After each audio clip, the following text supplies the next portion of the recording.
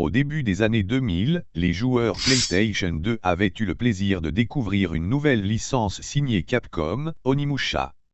La série utilisait alors des figures historiques de l'histoire du Japon, mêlant leurs histoires avec des éléments surnaturels. À l'origine, le projet avait pour nom Sangoku Biohazard, soit un Resident Evil façon ninja.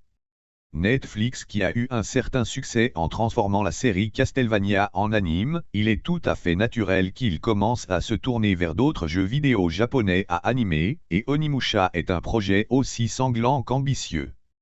Pour ce qui est de l'histoire, l'anime tracera sa propre route, en reprenant bien évidemment les codes du jeu vidéo. Miyamoto Musashi, un samouraï de la période Edo, l'une des périodes les plus violentes du Japon, enfile le gant Oni et se charge de tuer une race de démons maléfiques, tout en rassemblant leurs âmes dans le gant, qui peut être utilisé comme source de pouvoir mystique. Il dispose de 33 jours pour accomplir sa mission secrète.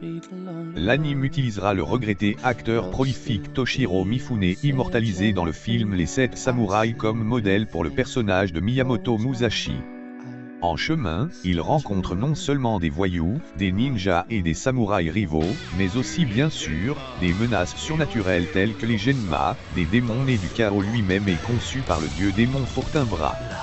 Il rencontrera également une jeune fille en cours de route, sa sécurité étant d'une importance primordiale pour sa mission.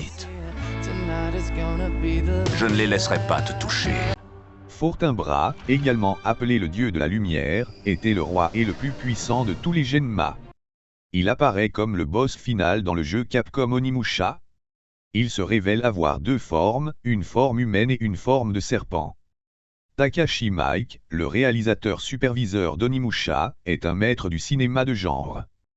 Pour les fans d'horreur, il est surtout connu pour avoir réalisé le dérangeant Audition en 1999, l'effrayant One Missed Call en 2003 et le film policier sanglant Ichi the Killer en 2001. Si vous ne connaissez pas très bien Takashi Miike et n'avez peut-être vu que ses films d'horreur, alors vous allez vous régaler avec Onimusha. Non seulement vous obtiendrez plus d'horreur de la part de Miike, mais vous découvrirez également sa vision du samouraï. Miike est également très important dans le secteur de l'anime. Ses œuvres célèbres incluent Terraformar, La Lame de l'Immortel et Jojo Bizarre Adventure. La série plongera ses spectateurs dans un monde d'épéistes et de créatures démoniaques. Elle combinera arrière-plan en 2D dessiné à la main, couplé aux images de synthèse 3D des personnages. Miyamoto Musashi est également un nom très familier pour les amateurs de films de samouraï. Miyamoto était un véritable épéiste. Ses exploits sont devenus une légende et il est devenu un héros populaire au Japon. Musashi a été le sujet et l'inspiration de nombreux films, émissions de télévision, livres, mangas, animes et bien plus encore. L'idée d'utiliser l'image d'un acteur décédé pour un nouveau projet créatif est toujours controversée. Est-ce un hommage à l'héritage de l'interprète, une exploitation éhontée de la mémoire de la personne, ou quelque chose entre les deux? Chacun a sa propre opinion sur la question. Merci d'avoir regardé cette vidéo, si elle vous a plu, et si vous souhaitez être informé de la sortie des épisodes suivants, n'hésitez pas à mettre un j'aime et pourquoi pas vous abonner. Je vous dis bye bye, et à bientôt.